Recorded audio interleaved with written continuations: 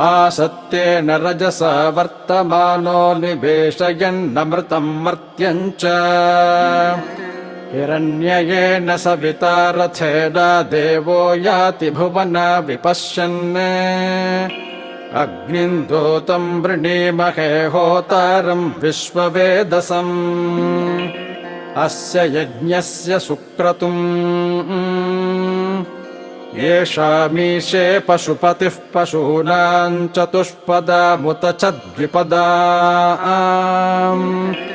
निष्क्रीतोऽयं यज्ञियं भागमेतुरायस्पोषा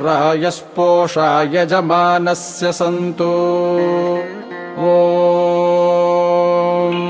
अधिदेवता प्रत्यधिदेवता सहिताय आदित्याय नमः ॐ